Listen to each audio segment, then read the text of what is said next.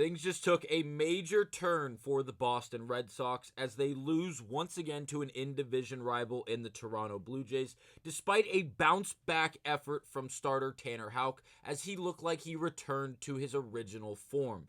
I'll break down his performance as well as how the bullpen once again threw the game away. We'll break down all of that on this episode of Red Sox Digest, but first, please do remember to subscribe to the channel, stay up to date on everything Boston Red Sox. We do appreciate the love and support, so thank you guys.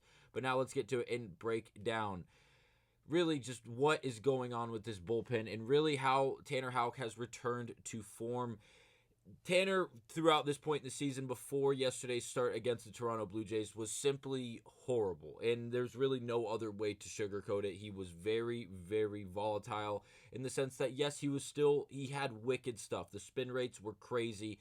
When he threw his sliders, whatever, or sweeper, whatever you would like to address it as, it looks like a Frisbee. It really does. And again, yesterday, his complete package, the slider or sweeper, the sinker, the splitter, were all working on all cylinders, and it resulted in his best outing of the year, and it isn't even relatively close. And if that Tanner Houck continues to show up for this Red Sox organization, we could see this team really go on a roll if the bullpen can stay together. And now we're going to start with Tanner's performance because that is the bigger of the two things I would like to focus on because, again, as a Red Sox fan and supporter and someone who covers this Boston Red Sox team, to have a great starting rotation, which we discussed after Lucas Giolito's start for the first time in over 500 days, this starting rotation is looking really, really good. Now, obviously, after Giolito, his first start, in the conversation we had on this channel about it, how he struck out 7 and he looked electric despite missing all of that time. The question behind the rest of this starting rotation was strictly on Tanner Houck because of the performances we had witnessed up to this point in the year.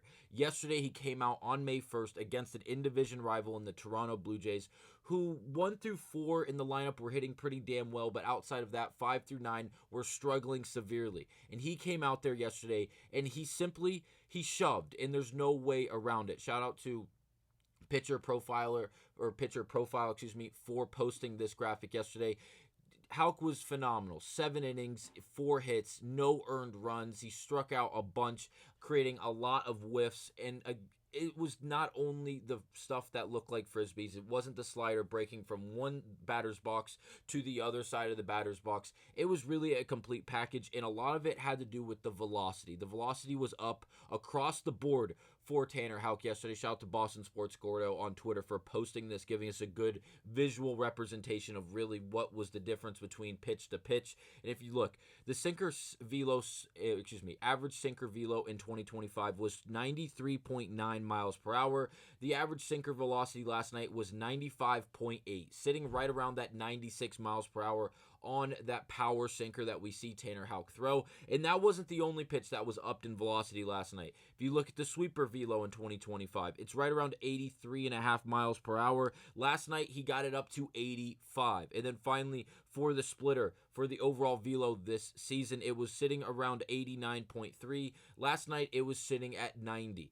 And if I have the clips here for you guys that we're going to watch and break down, they are very quick, and they will be tagged down below in the description if you want to continue to watch them and look through his account and really just continue to watch these types of videos. So here's a few of them. We're going to start with the sinker video of Tanner Houck. Just the power sinker to righties from a right-handed pitcher when it's moving that fast and has as much break as it does, it legitimately looks like a Frisbee is being thrown or a wiffle ball is being thrown. Tanner Houck is a magician on the mound, and if he can continue to control his stuff and put out innings like this, he could definitely fix that ERA that we've seen up towards past 11 up to this point in the year with the few bad starts he had, and really start to correct this season and really be a dominant force coming out of the starting unit for this Boston Red Sox team. So here is the first video of 3. This one is going to be the sinker ball being thrown by Tanner Houck to 2 right-handed batters, one in Bo Bichette as well as Vladimir Guerrero, where it simply just gets in on the hands on these guys, 2 electric guys in this roster or on this lineup for the Toronto Blue Jays who simply never had a chance. So here's the sinker video from Tanner Houck. Yep. They too far inside. Those guys simply, literally never having a chance. I apologize if the audio was really too loud at the initial second that started. But again, the idea is the same. Power sinker in and down to these right-handed batters from a right-handed pitcher in Tanner Houck. They don't have a chance. And seriously, it starts over the plate. It breaks back into them. And again, they're just taking half-ass swings because they really can't keep up with it because, one, the velocity is up, and two, the fact that it is breaking back towards the right-handed batter like a two-seam pitch, but it is also breaking downwards, makes it damn near impossible to hit. So that was the sinker. Here is the slider from Tanner Houck as well. Lucas got him for a base hit first time up, got fooled on it. We'll play it one more time because it's really fast and it's only one pitch. But again, down and into a left-handed batter, not a lot you can do. Lucas got him for a base hit first time up, got fooled on it.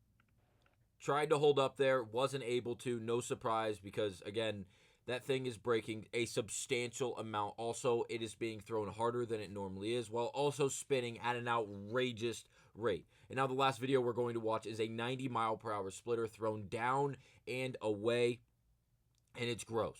It's paint. It's gross. Even if it wasn't borderline strike, there's nothing you can do with this.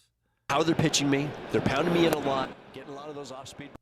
We'll play it one more time because it is, again, one pitch and it is very fast. But again, here's Tanner Houck splitting. How they're pitching me, they're pounding me in a lot, getting a lot of those off-speed. How they're pitching. Absolutely gross. Yes, he did miss by just enough, but it causes swing and miss because it is just that filthy. This is something that we did not get to see from Tanner Houck through the first few starts of this season.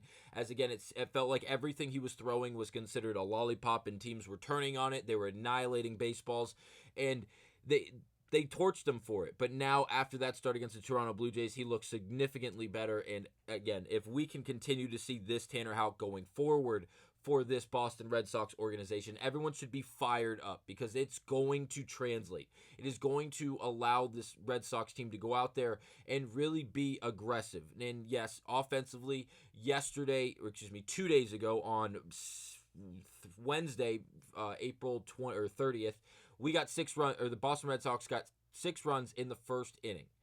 They ended up losing that game because they got a great start out of Giolito. He ended up giving up 4 runs in the bottom of the 6th.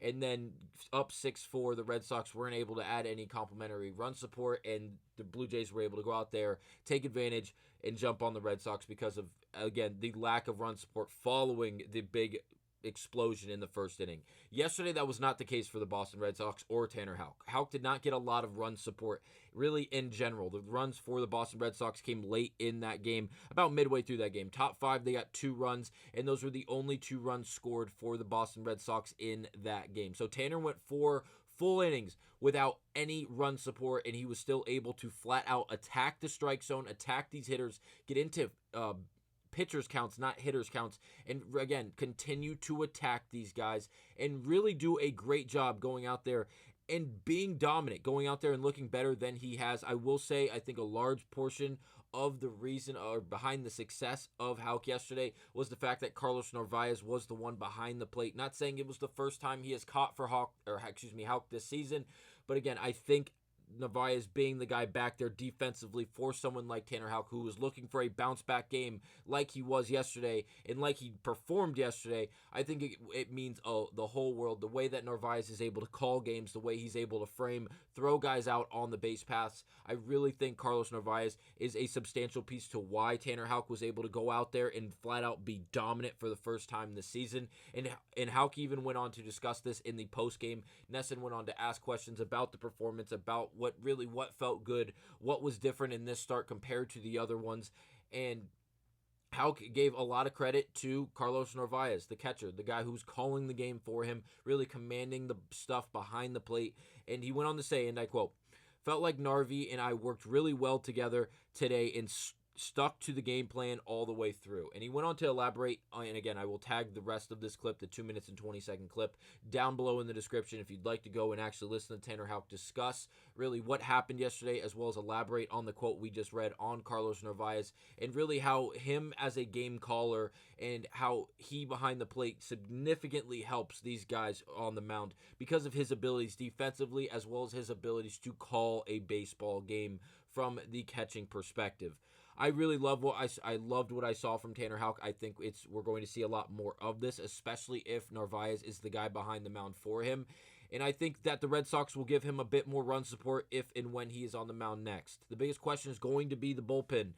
The bullpen right now is not great for the Boston Red Sox. Slayton for the back-to-back games lost the game in extras yesterday, 2 days ago, and then yesterday he was the guy to give up. What do you have? Where did I put that? Right here. Slayton, It was Slayton.